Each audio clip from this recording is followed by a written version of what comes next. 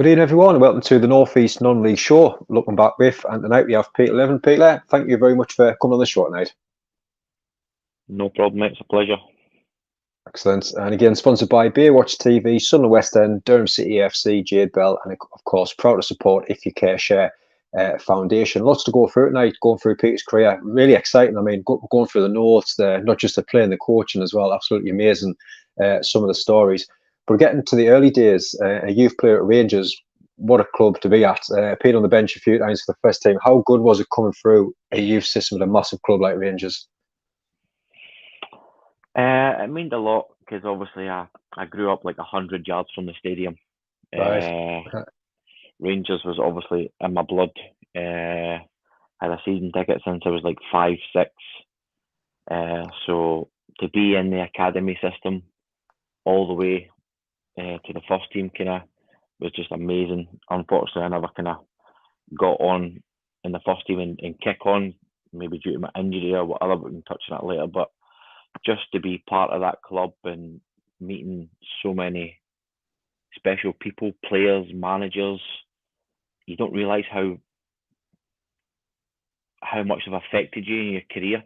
But in foreigners, people come and don't realise how big Rangers are, and it's similar to Newcastle in a way, same cities, same kind of people, same size of club, and there's a lot of similarities to both clubs, to be honest. No, really good. Like you say, you touch on the injuries there, and I know it was a couple of serious injuries that ruled you out for a long time, back around kind of getting into that first team. But back fit in 2004, and you signed for Kilmarnock. Was at that time a good move to yourself to kind of, right, I'm at that age now, I want to go out and prove yourself to the league? Yeah, it was a kind of dark time in my career when I had the injury. Obviously, I was touching on the first team with Dick Advocat and stuff, and I was the next best thing, and that injury set me back 2 years. And I actually remember the surgeon saying I should retire from football. No way. Yeah, and it was a really hard thing to say. And I remember my dad getting angry with the surgeon, saying you can't tell a 17-year-old that, Yeah. But I kind of fought back and kind of proved people wrong. And I just needed to go and play. It got to a stage at Rangers where I was just in the gym, in the swimming pool, and it was just getting to me. And I seen all these players in my age group, Chris Buck, Stevie Hughes, all getting in the first team, and I was behind them a good way. But before I was ahead of them, so I thought I need to go a fresh start, and it hurt me. I'm not going to lie, leaving a club that you love, but I had to go and play football. And Ian Durant, who I knew very well at Rangers, was the first team coach at Kilmarnock, and he says, "Why don't you come and see what you like Kilmarnock?" I went for 6 months just to see how my fitness was, and I ended up signing like a 2.5-year deal. Excellent. Like you say, first team regular. How was life as a professional footballer playing the SPL? It was good. It was really good at the time. There was some great players, obviously Rangers and Celtic. Dominate that league, and there's big names in it back then, But no, I enjoyed it. I loved my time at Kilmarnock. We did well. We got to top 6 twice. We got to a cup final, even though we got battered in the final, 5-1 off Hibs. But just the experience, a cup final and stuff, and then I just had that ambition to go down south. I've always wanted to. I'm a kind of person that thinks, if I get to 50, 60, I don't have any regrets. I want to at least, if I don't like it, I can always come back. Yeah. So that was a thing for me. I always wanted to try down south, and that's where I went. I ended up in Chesterfield after that. No, really good. And we do get a lot of guests on here where they do represent the country at like youth level, and they kind of brush by, but you represent your country at under 21. You must be proud of that yourself, your family, to represent your country as well. No, it was nice, but I'm absolutely gutted I never got a first team call up. Honestly, one season at MK Dons, I was flying, and I remember the boy George Boyd at Peterborough getting a call up. And I'm thinking, he's not even Scottish, man. He must have got a Scottish dog or something. Do you know what I mean? That's how but I think his granny was Scottish. But I was gutted at that time. I never got a full call up, but hey, I'm happy enough to play for my country at 21s from 16s all the way through to 21. So definitely. And come at the end of the 2006-7 season, a new deal on the table, but like you say, you were wanting to go down and play in England. Was there a lot of clubs sniffing around at that time? Was it too good of a move to turn down? No, not at all. Kilmarnock offered me a new deal. I just didn't like they were playing me centre midfield, sometimes left mid, sometimes I'd cover left back, and that wasn't me. Right. Mm-hmm. I needed to play centre midfield. Because you got a left foot, people assume you can play in the left, you can play left back, and I just didn't like it at all. I needed to be in the middle of the pitch because I wasn't quick. I had a good brain, I had a good range of passing, so I needed to be in the middle of the pitch. And I just said, listen, it wasn't for me. I don't want to be like a utility player moving about in different positions. I want to focus on where I want to play and enjoy my football the most. So I went down to Chesterfield and I signed a 1-year deal. Yeah, I can totally agree with you. So I'm left foot as well, and I normally play front. And then a couple of times they'll say, "Oh, you're left foot. You can go and play left wing." But I'm thinking, not a chance. Yeah, it's horrible. It's horrible. You know what I mean? So yeah, that was that. I wanted to play at centre midfield. And you joined Chesterfield in 2007 and made captain during that season as well. The club missed out in playoffs by one position. Playing that well, was it at that time turning down good offers for yourself? Was there some big clubs coming in at that time for you? Brighton came in for me. I don't. There was another club, but they never told me the club at the time. Right. I remember Brighton offered 100, then 125, then 150.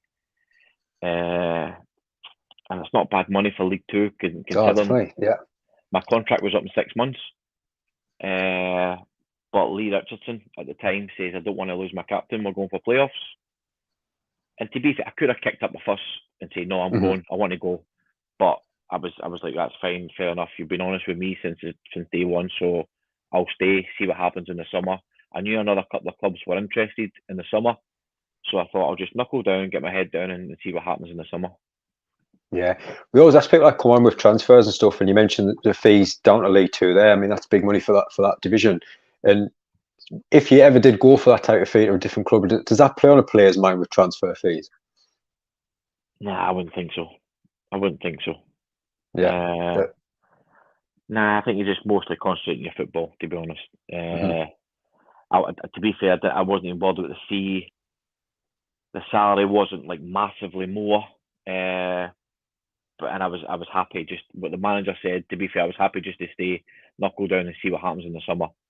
I enjoyed my time at Chesterfield, loved it. Yeah. Lovely town.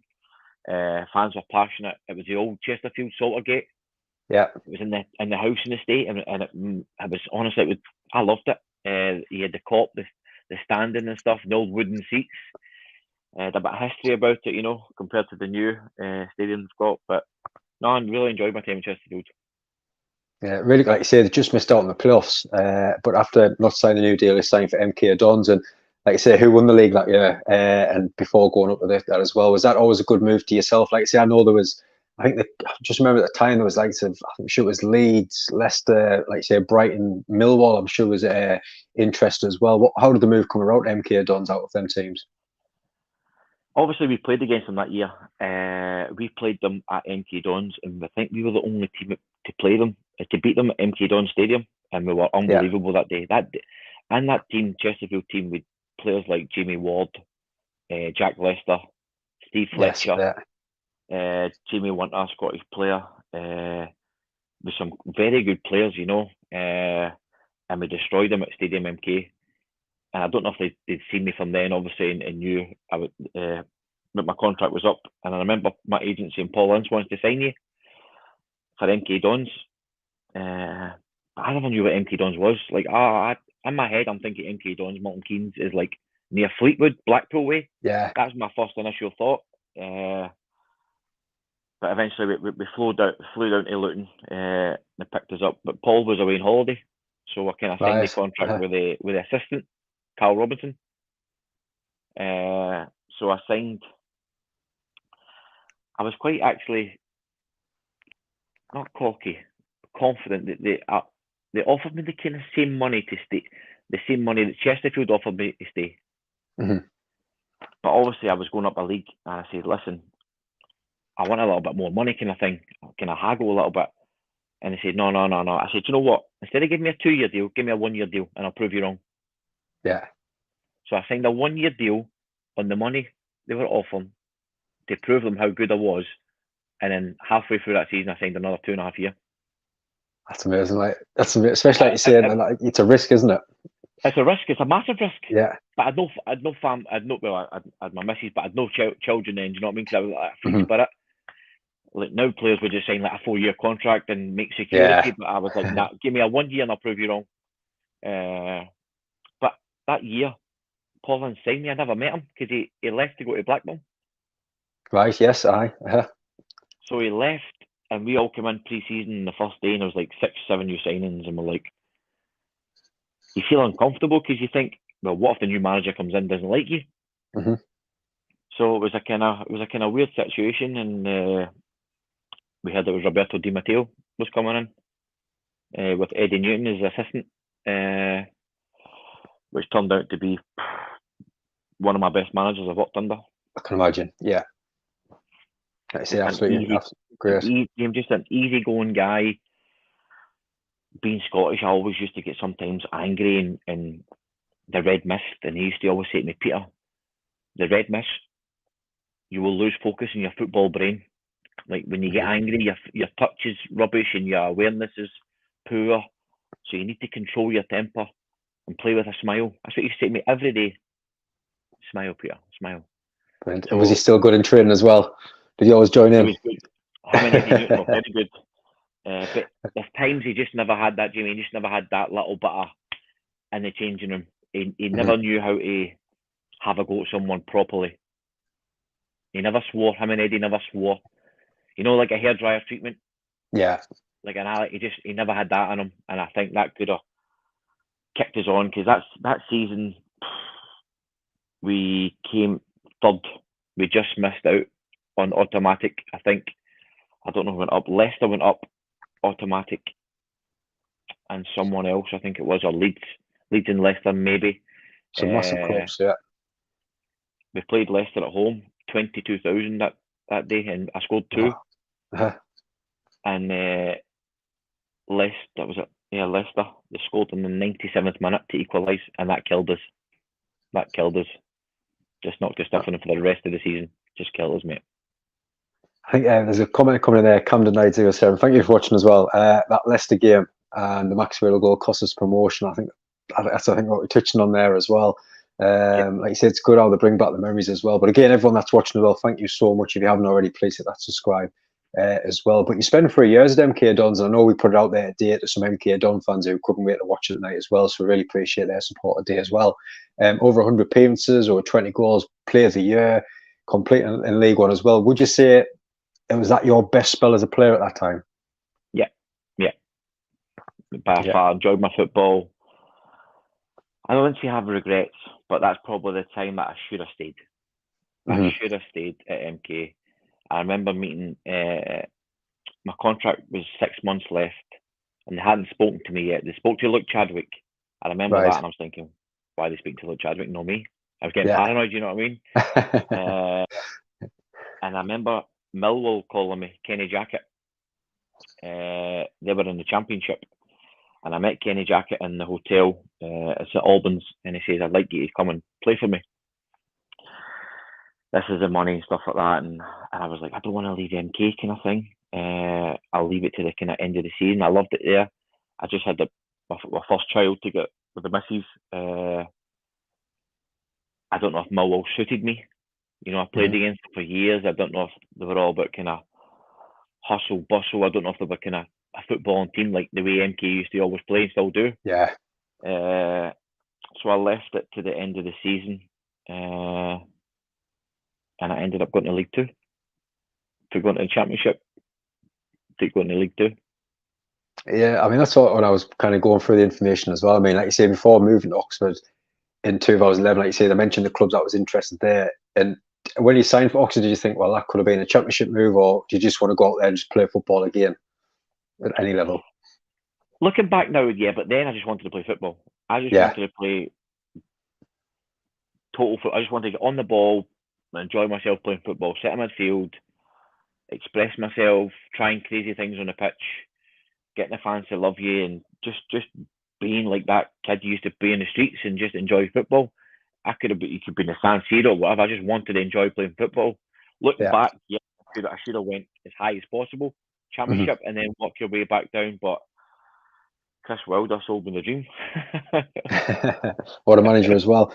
I've got to ask as well. I know you mentioned about Luke Chadwick there, and I know I've watched him on Under the Cosh, and what a funny that he is. Any good stories about Chadwick?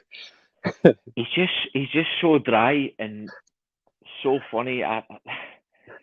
We're a time we were in Portugal pre-season, and we went out for like a night out at the end of pre-season. And we were just sitting at the table, and the boys are kind of battering him a little bit because he's chatty, and he just the sly things. You just pick up his phone and go, "Sir Alex, how are you?" You know what I mean? He's just chatty. Do you know what I mean? He's just one of the things. Or he came in one day with his Champions League medal or something. Do you know what I mean? Yeah. He's just like, no, he's so funny.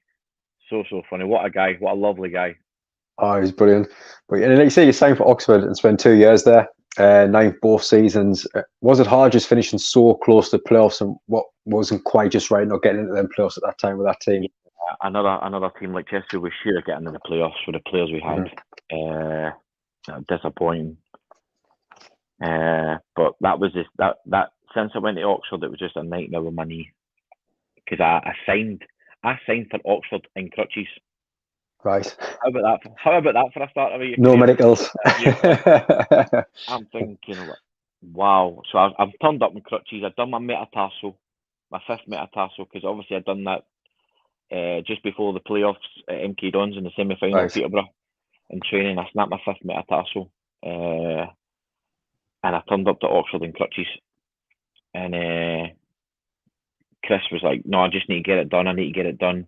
We're flying to Boston in 2 days. I want you to fly out with the team to America." I'm thinking, what are you doing? I'm flying to America for pre-season? I'm thinking, wow, I need a bit of this. But at the time, I was signing good players. They had Paul McLaren, good championship player, Michael Dubry, Tommy Craddock, ex-Luton player. Oh, yes, yeah. You had James Constable up top, John Paul Pittman, Tony Capaldi, ex-championship player. So there was good players. And I seen the training ground and stuff. And again, it wasn't far from MK. I didn't want to leave MK. I had a house there and stuff. So, no, I enjoyed it, but I could just start to feel the knee playing up as each month went on, and it was starting to affect me. Yeah, I mean, at that time, was it kind of any like the injections that you hear people talk about, or was it like pain? What was kind of getting you through that stage? It was everything. My knee was just starting to blow up every game, every training session. I even got to a stage where I didn't even train.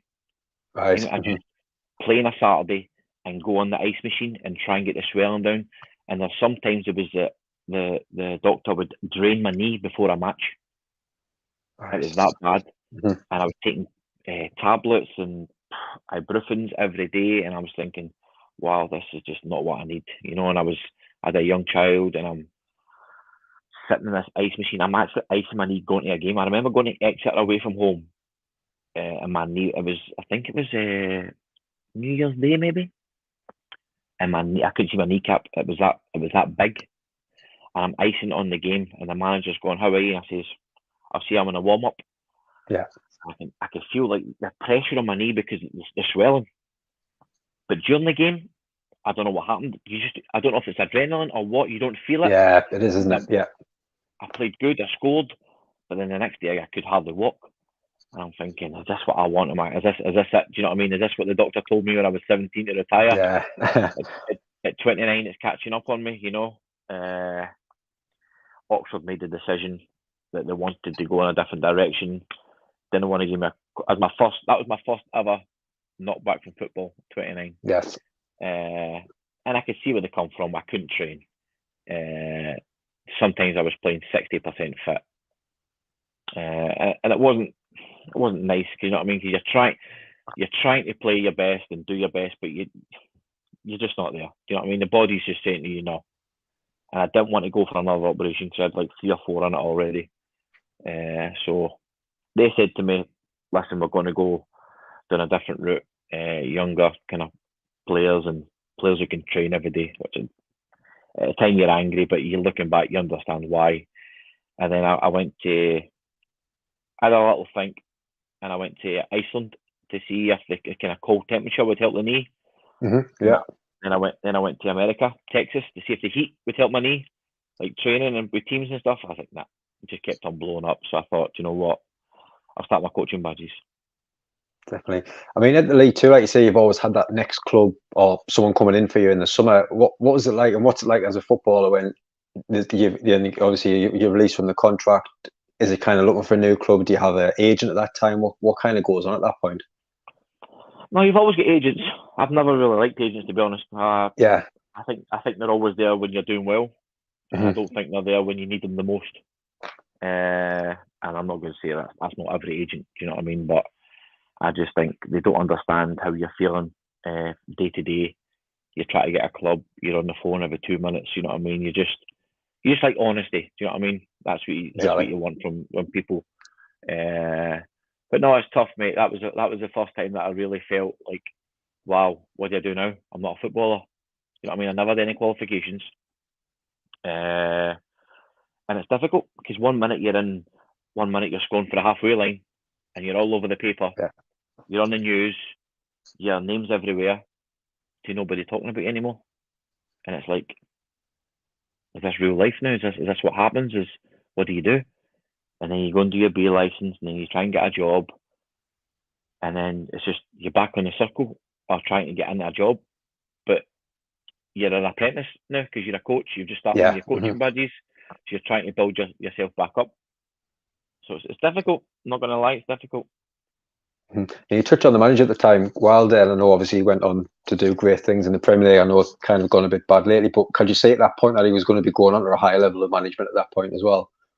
Nah. Not good. Nah. No, I know he was good. Yeah. He was good, but I didn't see him going to be in the Premier League. I'm not going to be honest with you. Di Matteo, yes. Yes. I could see it. He had something about him. Chris was, what can I say it? Bit of old school. Wasn't a coach, was a manager. Right. Yeah. Well, Robbie liked to coach. Now you get this new head coach and manager role. People want a manager, people want a head coach. So it's Chris is a manager. No, I had a good relationship with Chris at the time. He let me kind of play my freedom. He tried to get me on the ball as much as possible. But no, we had a good 2 years. Just again, missed it in playoffs. Hard times.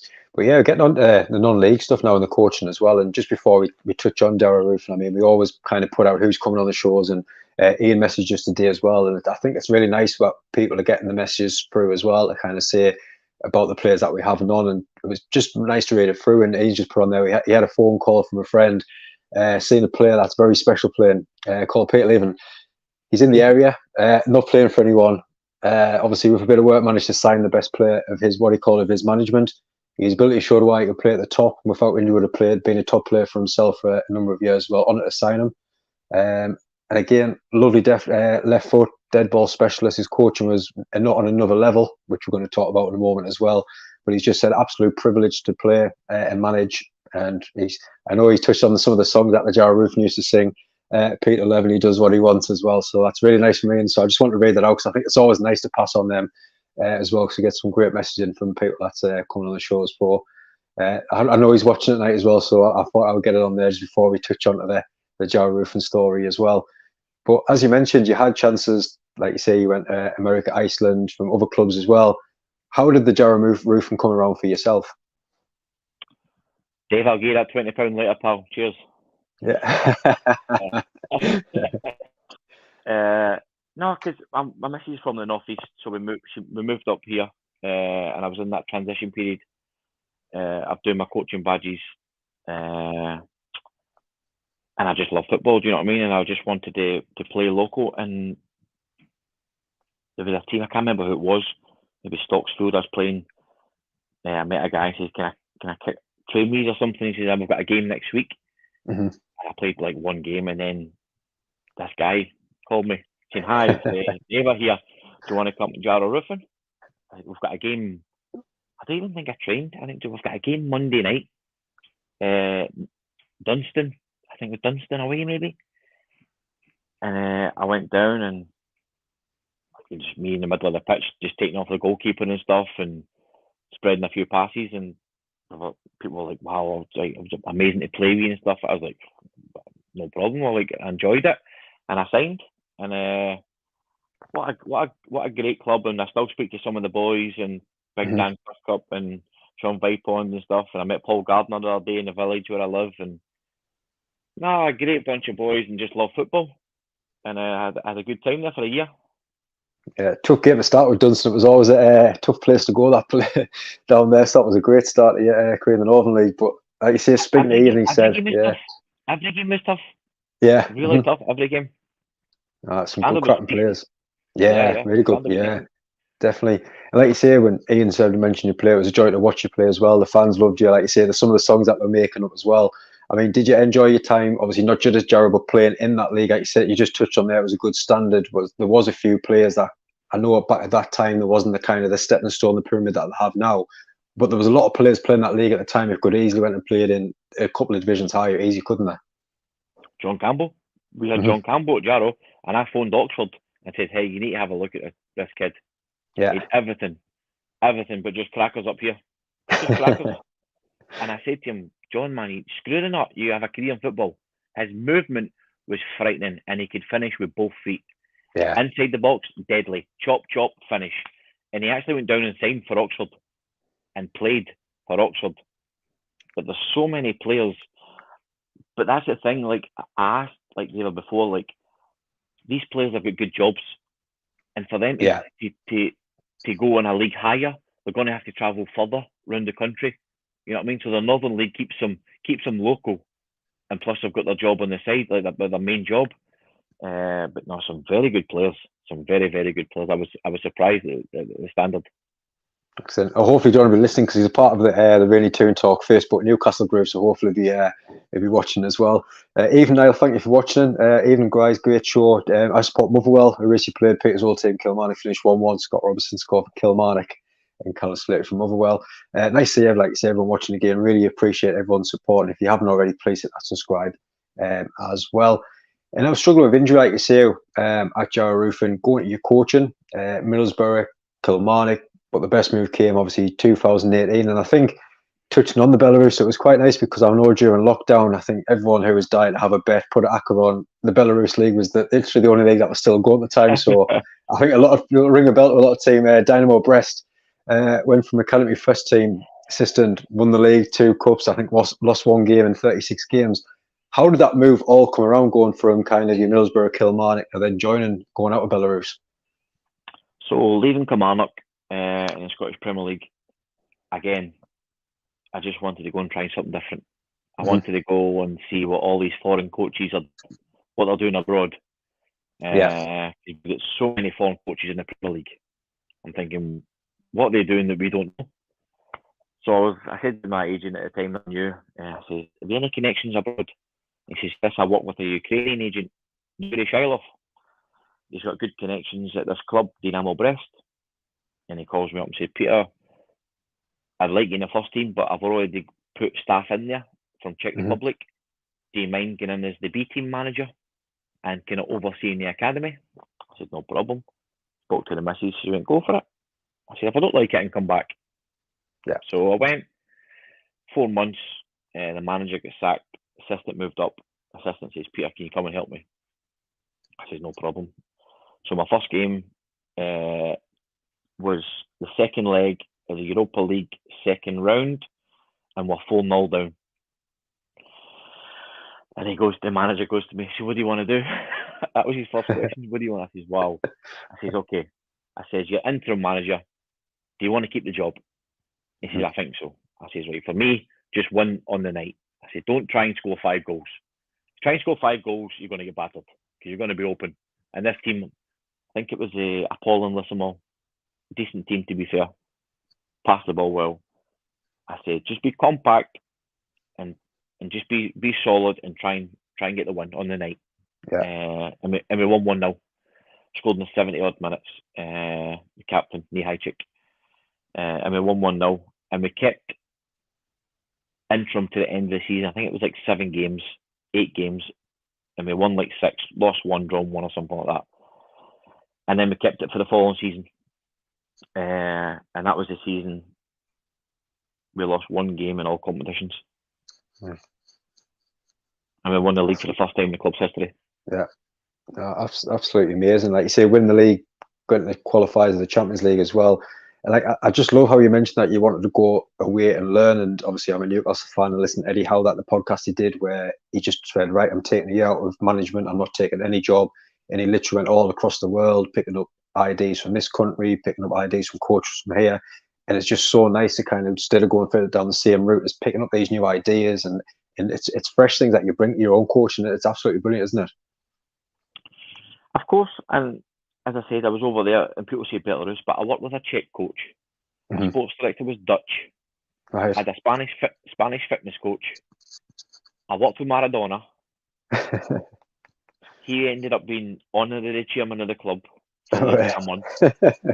So it's all these different people and all these ideas you pick up, and you just, can you use these little things and turn it into your own? You know what I mean? And get it back into your team in a way. But no, I enjoyed it. I loved it. The biggest shock was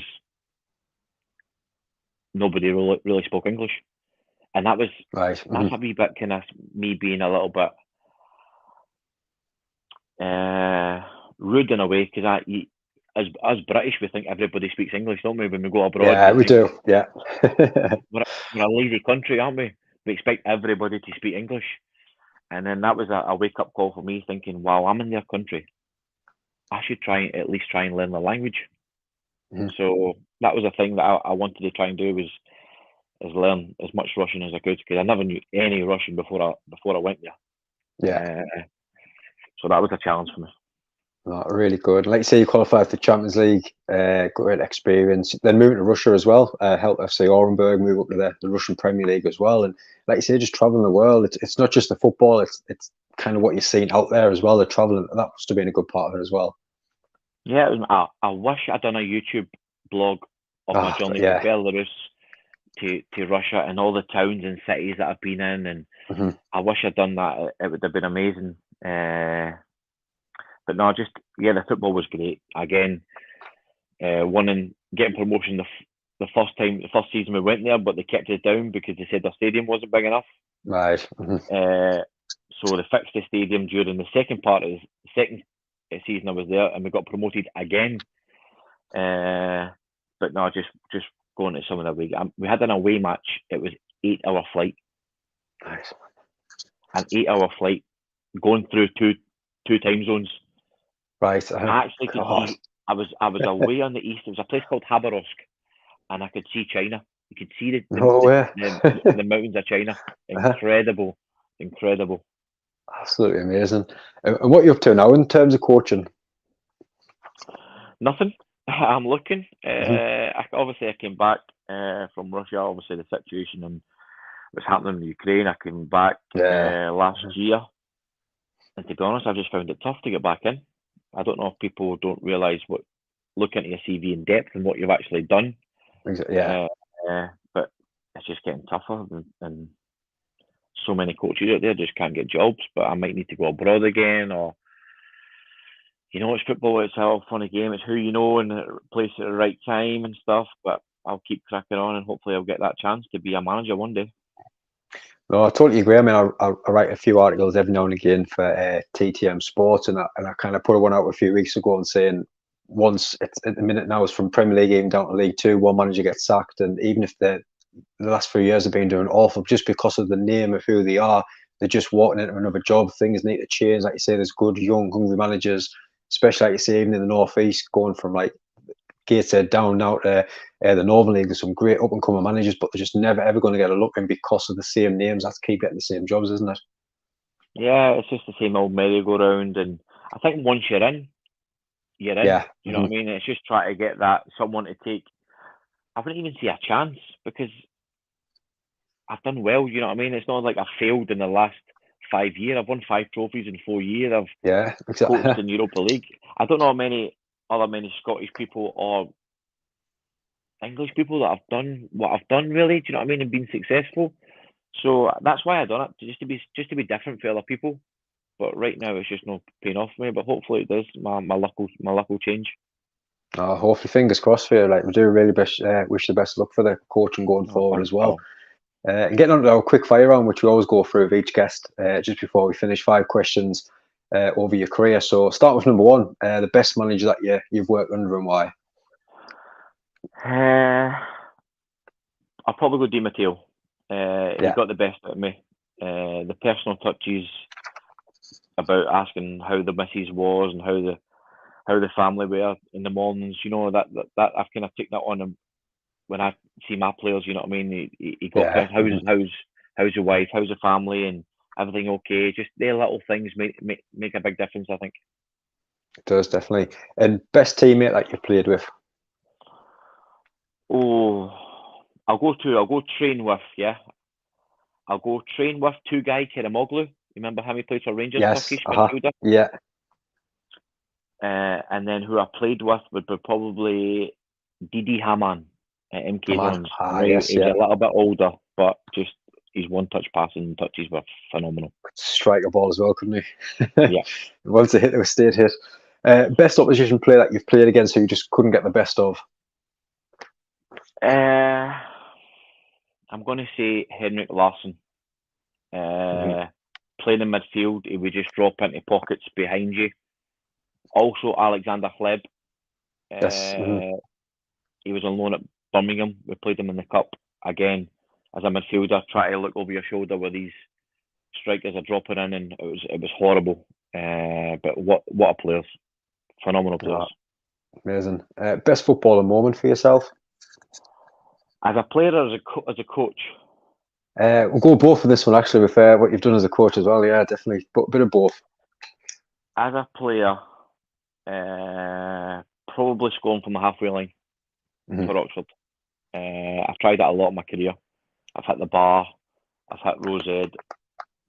But that one, yeah, that's probably the highlight of my career, scoring that goal. As a coach, probably winning the league with Dynamo Brest for the first time in club's history.